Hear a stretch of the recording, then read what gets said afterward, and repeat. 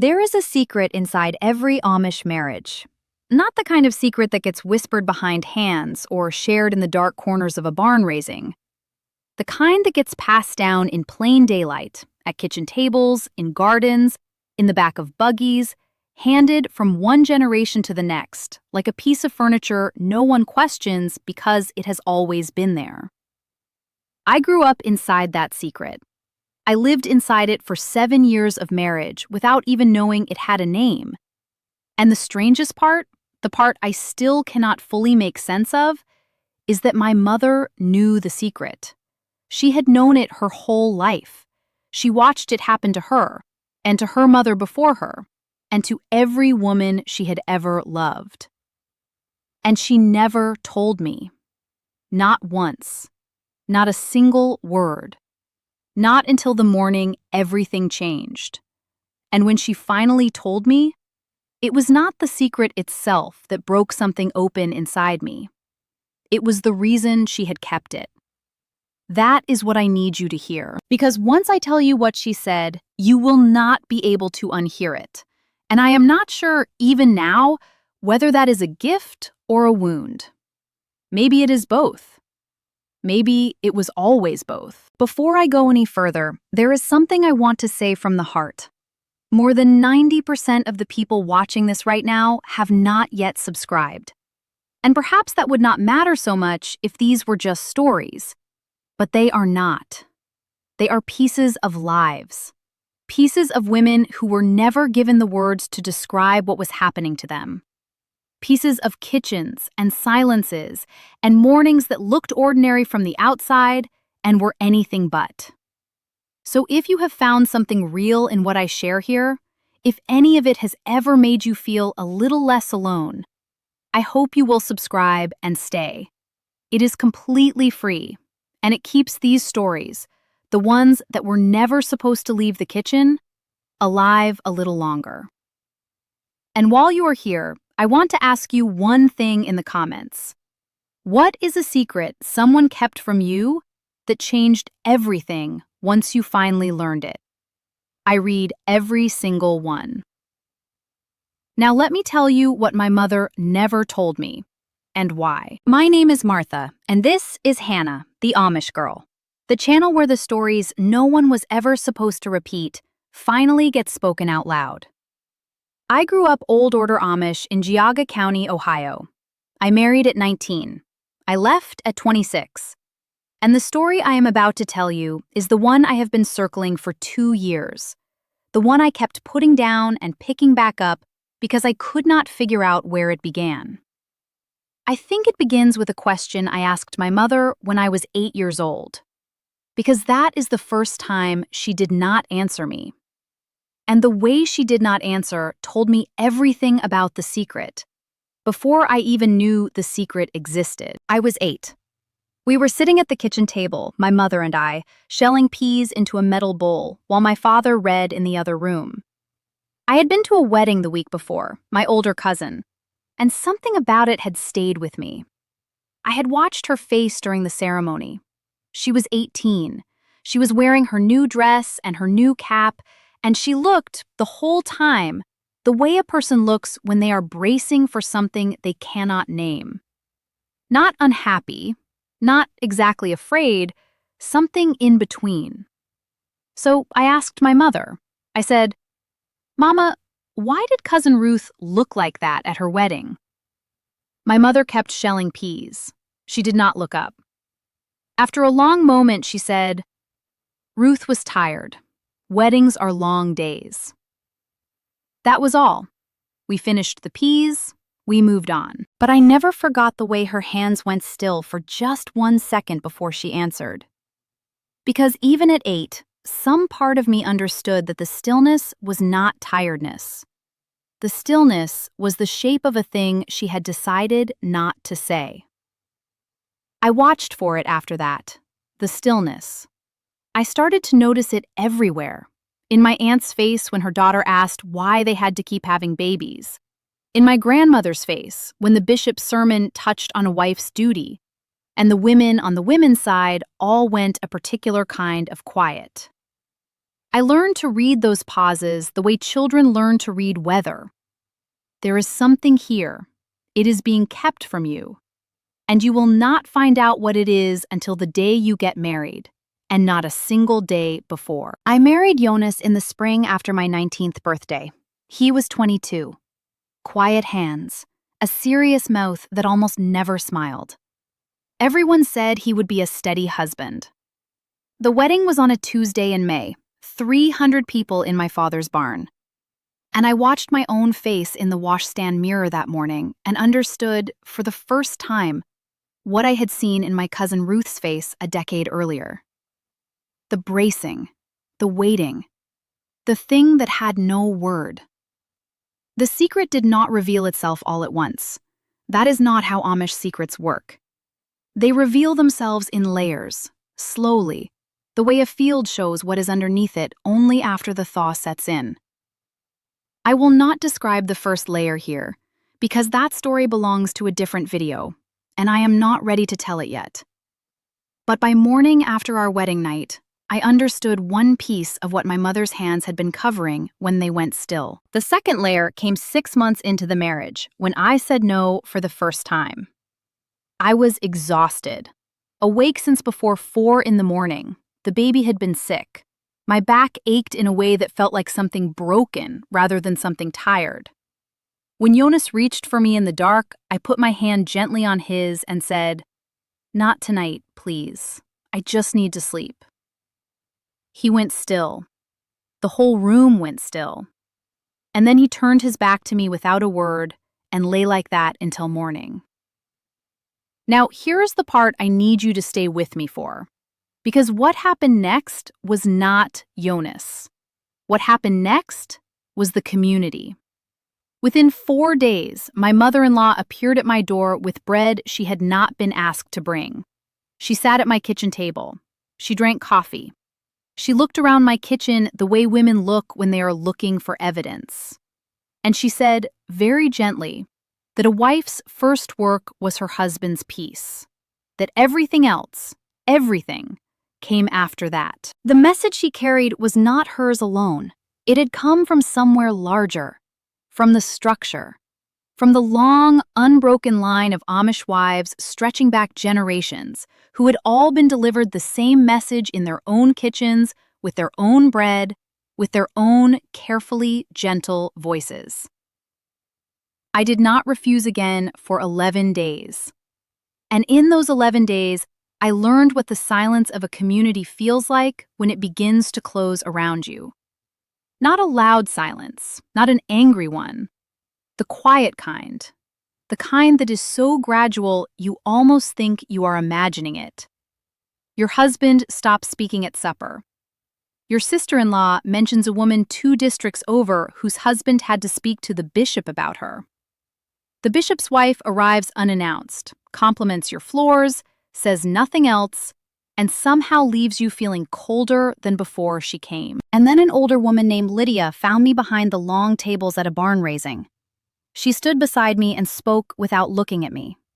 She told me what happened when a wife refused once, and what happened when she refused twice, and what happened by the 5th time, when the whole community had arranged itself around the husband until the wife was standing alone in the cold with every door closed except the one back to his bed. She said, "They do not hit. That is not our way. What they do is harder. They take the warmth out of the house, one piece at a time, until you are so cold you would do anything to feel warm again." I want you to hold that image.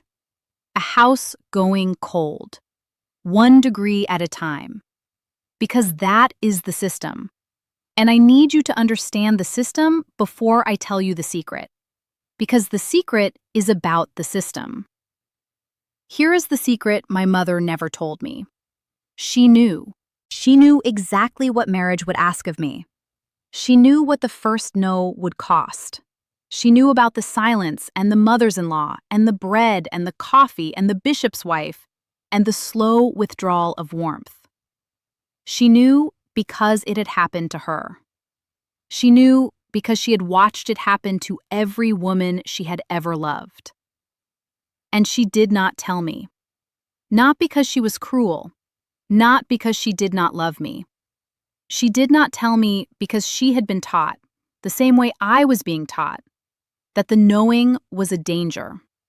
That a girl who knew too much before she married would ask too many questions, would hesitate, would not fold herself into the shape of a good wife as easily as a girl who entered marriage without the weight of the truth already pressing on her shoulders. She kept the secret from me as an act of protection. That is the part that took the longest to understand. She believed, had been trained to believe, that if I did not know what was coming, I would not be able to see it clearly enough to refuse it. And refusing, she had learned in her own body over her own decades, was more costly than accepting. She was trying to protect me from the cost of knowing by making sure I didn't know. After I left, 6 months into the shunning, a letter found me. No return address. Her handwriting.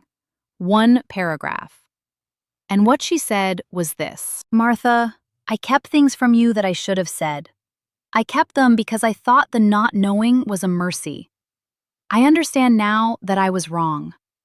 The mercy I gave you was the mercy the community had given me, which was not mercy at all, but a way of making sure we could not recognize what was happening to us clearly enough to name it or leave it. I am sorry. You deserved the truth.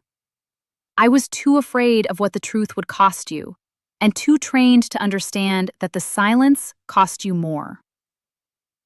I read that letter 11 times. I read it until the paper went soft along the fold lines. And I want to tell you that I forgave her immediately and cleanly. I did not. Forgiveness is not a door you walk through once.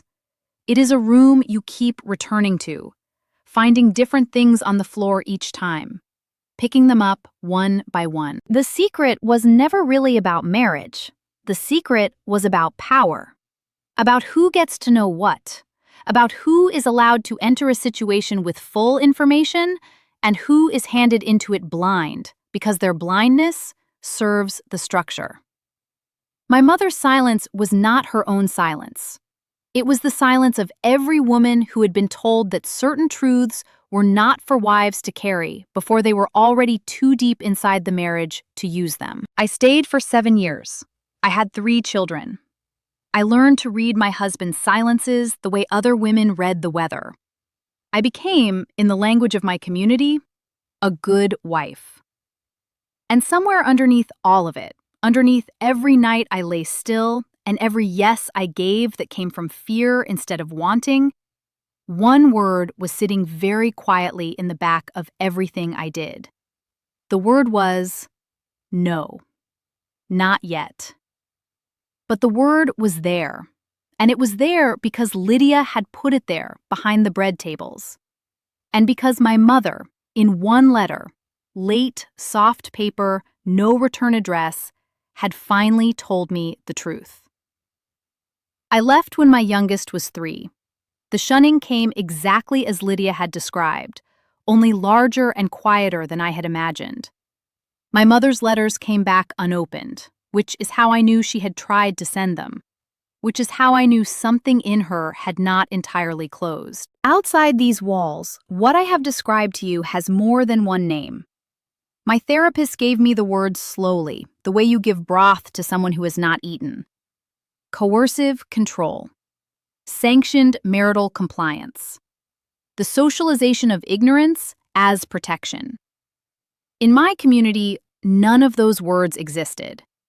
We had only one word for the secret. We called it what a wife should know. And the answer to what a wife should know was always only what she needs to accept her life. If you grew up somewhere that decided what you were allowed to know before you were old enough to protect yourself with the knowing, I see you. If someone you trusted kept a truth from you because they believed your ignorance served the structure better than your clarity, I see you. If you are still inside a life you entered without full information, I want you to know this. The truth is not too late. It is just heavier the longer it was kept from you. That is not your fault. That is the weight of someone else's silence that you are now carrying instead of them. I think about my mother most mornings. I think about the girl she must have been before the community finished teaching her what to keep and what to say, and what silence looked like when it was worn as love. I think about the woman underneath the prayer cap, and the careful hands and the supper always on the table.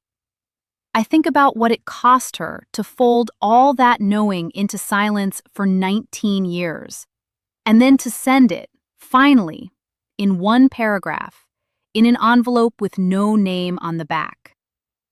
I think about how she must have stood at whatever plain mailbox she found to use, holding that letter, knowing what it would cost if anyone saw her send it, and sending it anyway. Because some truths are too heavy to carry alone, all the way to the end of your life. And she had been carrying it alone since long before I was born. My mother could not leave, but she found a way to say one true thing, once, quietly, on soft paper with no return address. And sometimes that is all there is. Sometimes that is enough to keep a daughter standing. I am still standing, and I am giving you the words now, in case you need them, before it is too late to use them. Before you go, I want to thank you for staying with me all the way to the end of this story. I know there are 1,000 other places you could have spent this time tonight, and you chose to spend it here, in this kitchen, with these words that were never supposed to leave it. But I noticed something I want to say out loud. More than 90% of the people who watch these videos still have not subscribed. And if this story touched something real in you, if it reminded you of a secret someone kept from you, or a truth you are still learning how to carry, or a woman somewhere in your past who stayed silent when she should have spoken, I hope you will subscribe. It is free, and it keeps these voices alive. And before you go, I want to ask you one last thing in the comments. What is the one truth you wish someone had told you before you needed it? I would love to read what you carry. Until next time, remember this. The secret was never yours to keep. It was placed in your silence by someone who was taught that your not knowing served everyone better than your knowing. It did not. You always deserved the truth. And it is never too late to finally have it.